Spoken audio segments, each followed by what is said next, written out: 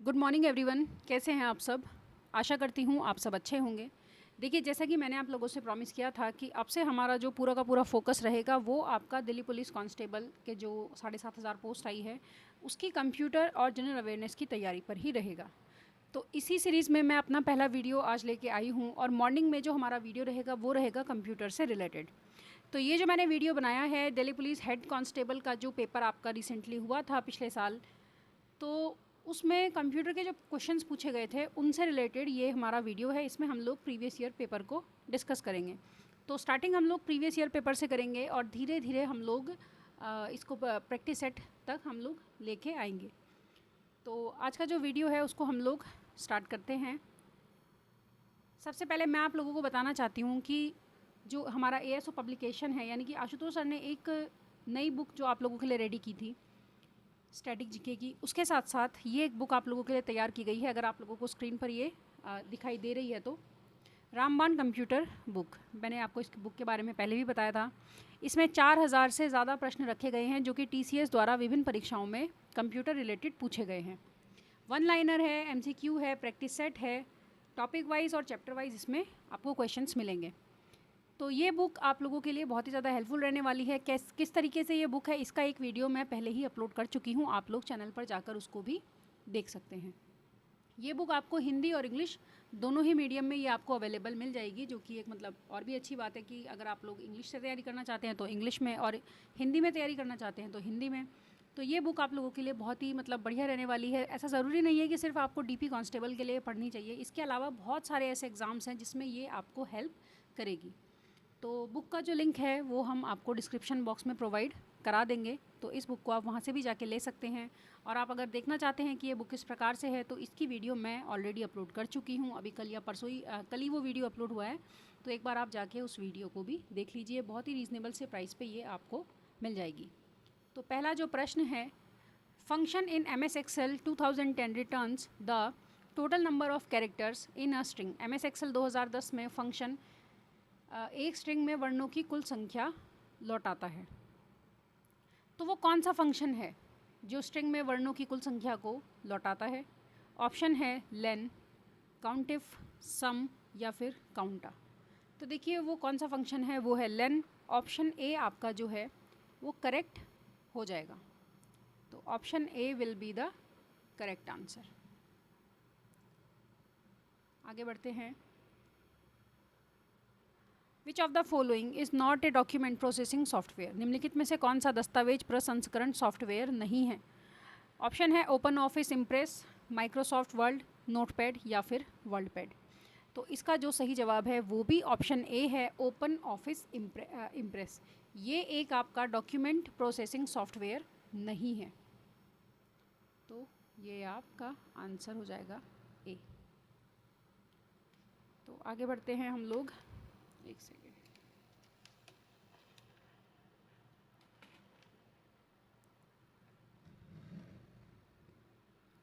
Option A will be the correct answer. Next, which of the following is the symbol that must be used in email address. निम्नलिखित में से वह कौन सा प्रतीक है जिसका उपयोग ईमेल पते में किया जाना चाहिए? तो ऑप्शन आप लोग देख सकते हैं। सबसे पहले है हैशटैग, उसके बाद में है @ उसके बाद में है परसेंटेज और लास्ट में आपका डॉलर या रुपीज़ के लिए जो हम लोग साइन लगाते हैं वो इसमें है। तो हमें पता है कि ईमेल में हमारे पास @ ज़रूर होना चाहिए, जो कि हम लोग डोमेन नेम के बाद में लगाते हैं। Option b will be the correct answer. और ये सारे के सारे जो प्रश्न हैं वो दिल्ली पुलिस हेड कांस्टेबल की परीक्षा में पूछे गए हैं। Option b. Next, in MS Excel 2010 फिर आपका स्पेस है, function provides only the current system date. MS Excel 2010 में कौन सा जो फंक्शन है केवल वर्तमान सिस्टम दिनांक प्रदान करता है? तो इसका जो ऑप्शन है आप लोग देख सकते हैं, टुडे है, करंट है, ईयर है या फिर नाउ है। तो इसका जो हमारा सही जवाब हो जाएगा वो कौन सा होगा? तो वर्तमान सिस्टम दिनांक यानी कि करंट सिस्टम डेट के लिए ऑप्शन होता है today. Option A will be the correct answer. Option A जो है आपका वो करेक्ट हो जाएगा। आगे बढ़ते हैं। Hide option is present in tab is MS Excel 2010 ribbon bar. MS Excel 2010 ribbon bar में कौन सा टैब में हाइड विकल्प मौजूद है? ऑप्शन है डेटा में, फाइल में, इंसर्ट में या फिर व्यू में। तो देखिए हाइड का जो विकल्प आपको मिलेगा वो व्यू में मिलेगा। ऑप्शन डी आपका बिल्कुल यहाँ पर सही रहने वाला है। Option D will be the correct answer.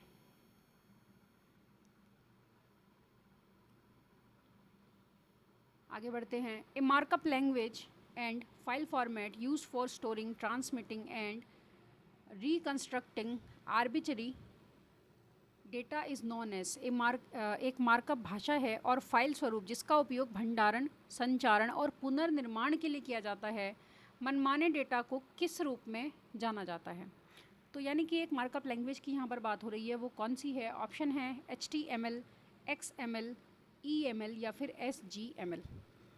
तो देखिए जो आपका भंडारण, संचारण, पुनर्निर्माण के लिए यूज़ होगी, स्ट्रिंग स्टोरिंग, ट्रांसमिटिंग, रिकंस्ट्रक्टिंग के लिए जो कि यूज़ होती है वो है आपकी XML। Option b will be the correct answer. Option b है आपका सही जवाब। Mozilla is a web browsing software developed in the year by the Mozilla foundation. Mozilla एक वेब ब्राउजिंग सॉफ्टवेयर है, हम लोग सभी जानते हैं, जिसे मोजिला फाउंडेशन के द्वारा किस वर्ष में तैयार किया गया? ऑप्शन है 2001, 2002, 2003 या फिर सन 2000। तो इसका जो सही जवाब है ऑप्शन नंबर बी 2002 में किया गया। तो ऑप्शन नंबर बी आपका यहाँ पर करेक्ट आंसर हो जाएगा। इन MS Excel 2010 dash is used for hiding columns with in the sheet. MS Excel 2010 में किसका उपयोग शीट के भीतर कॉलम छिपाने के लिए किया जाता है? तो देखिए ऑप्शन है आपके पास में Ctrl+0, Ctrl+9, Alt+0 या फिर Alt+9।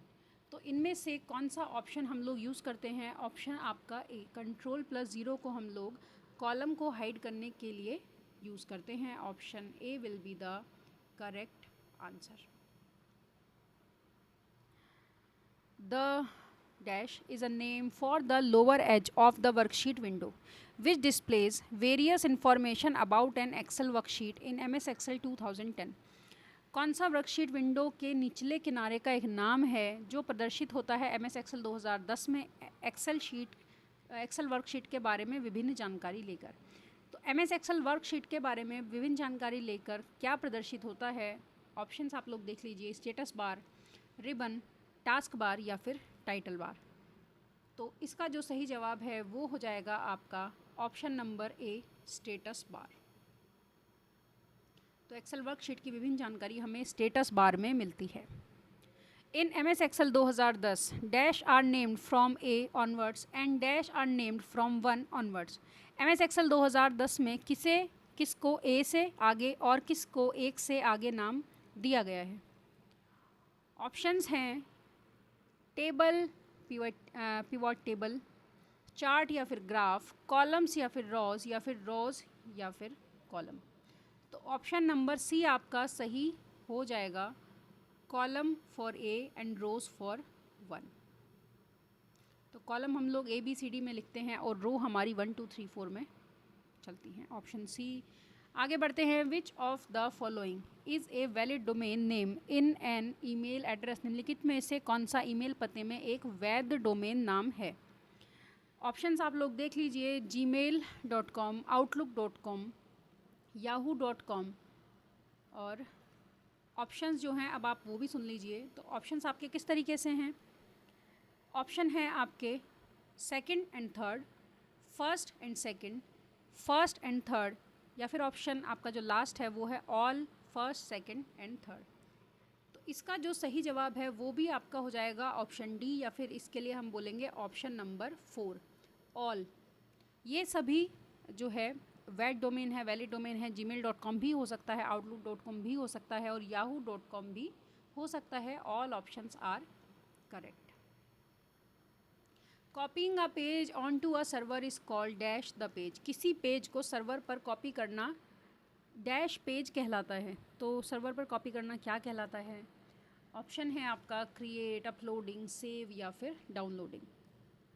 तो देखिए किसी पेज को जब हम सर्वर पर जाकर कॉपी कर देते हैं तो हम उसको अपलोड करते हैं। ऑप्शन बी जो है आपका ये बिल्कुल सही हो जाएगा।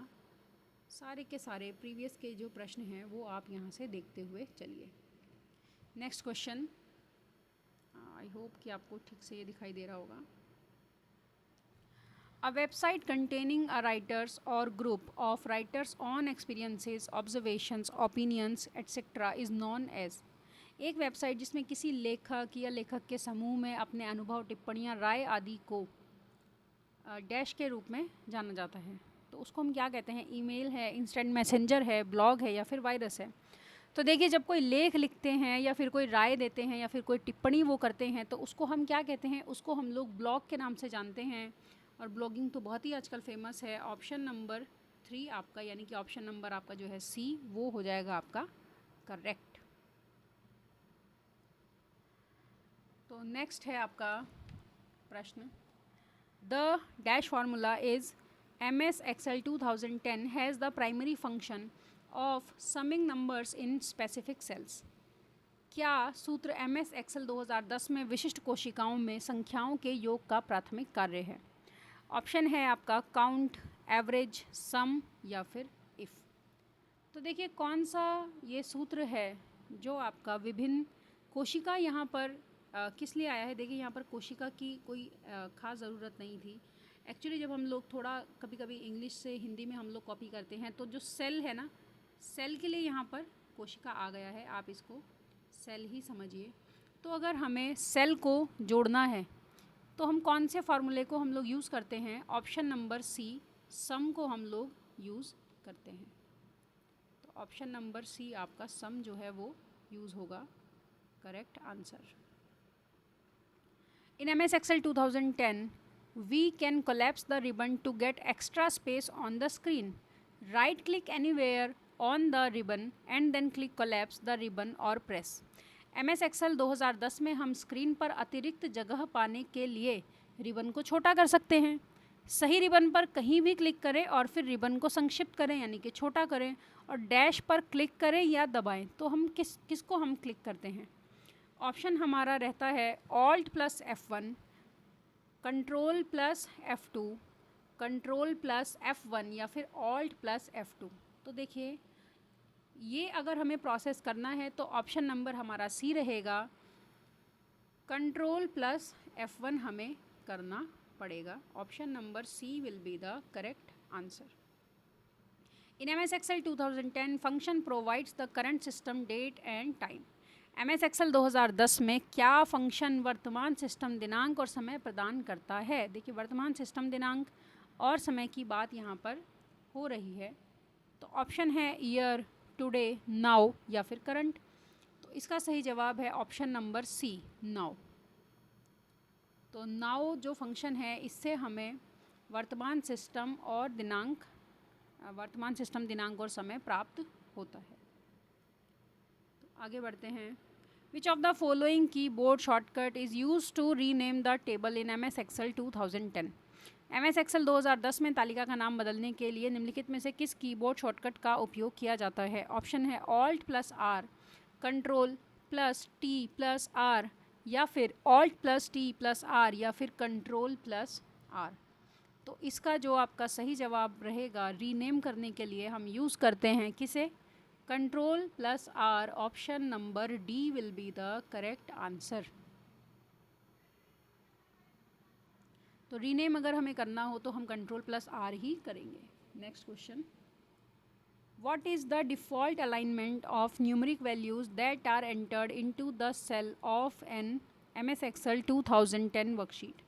MS Excel 2010 वर्कशीट के सेल में दर्ज संख्यात्मक मानों का डिफ़ॉल्ट संरेखण क्या है? जस्टिफाई है, राइट है, सेंटर है या फिर लेफ़्ट है? तो देखिए, MS Excel 2010 की जो वर्कशीट हैं, उसमें जो सेल हैं, उसमें जो संख्यात्मक मान जो दर्ज हैं, वो मतलब उनका default alignment of numeric values जो है वो क्या है? तो वो है आपका right, option number B. Option number B आपका यहाँ पर सही रहेगा। In MS World 2010, which shortcut key is used to delete one word to the right side, MS word 2010 में दाहिनी ओर से, राइट साइड से एक शब्द को हटाना है तो किस कुंजी का उपयोग किया जाएगा? कौन सा यहाँ पर शॉर्टकट की आपको यूज़ करना है? ऑप्शन है कंट्रोल प्लस बैक स्पेस, या फिर आप डिलीट करेंगे, या फिर आप कंट्रोल प्लस डिलीट करेंगे, या फिर आप ऑल्ट प्लस बैक स्पेस आप करेंगे। तो राइट साइड से हटाने के लिए हम लोग कंट्रोल प्लस डिलीट करते हैं। ऑप्शन नंबर सी आपका सही रहने वाला है।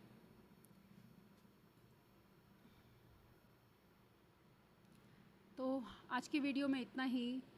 एक जो हमने ये क्वेश्चन जो लिए थे, ये आपके हेड कांस्टेबल का जो आपका एग्ज़ाम हुआ था दिल्ली पुलिस में, उसमें ये प्रश्न आपके पूछे गए थे। तो ये सभी प्रश्न आज हमने लिए थे। इसके अलावा अब हम लोग डेली आपको कुछ ना कुछ प्रीवियस ईयर के जो क्वेश्चंस आए हुए हैं या पूछे हुए हैं वो भी हम आपको अब कराते ही रहेंगे। तो आज के लिए धन्यवाद। ये मेरा एक नया एक्सपीरियंस है आज कैमरा ऑन करके वीडियो बनाने का।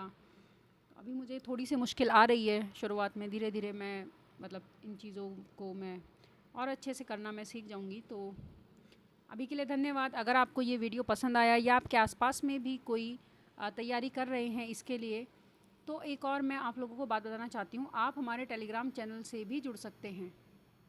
कई लाख बच्चे उसमें जुड़े हुए हैं और अलग से भी उसमें दिल्ली पुलिस के लिए चीज़ें उसमें ऐड की गई हैं। बहुत ही अच्छा अच्छा मटेरियल आपको उसमें देखने के लिए मिलेगा। तो टेलीग्राम चैनल का भी जो लिंक है मैं आपको डिस्क्रिप्शन बॉक्स में दे दूँगी, और आप लोग हमारे टेलीग्राम चैनल से भी जुड़ जाइए, क्योंकि जब हम लोग तैयारी करते हैं तो अगर कोई हमें एक ऐसा ग्रुप मिलता है जो कि स्पेसिफ़िकली उसी एग्ज़ाम से रिलेटेड होता है, तो मतलब ये अपने आप में बहुत ही ज़्यादा बेनिफिशियरी रहता है। तो आज के लिए धन्यवाद। ऑल द बेस्ट आप सभी को।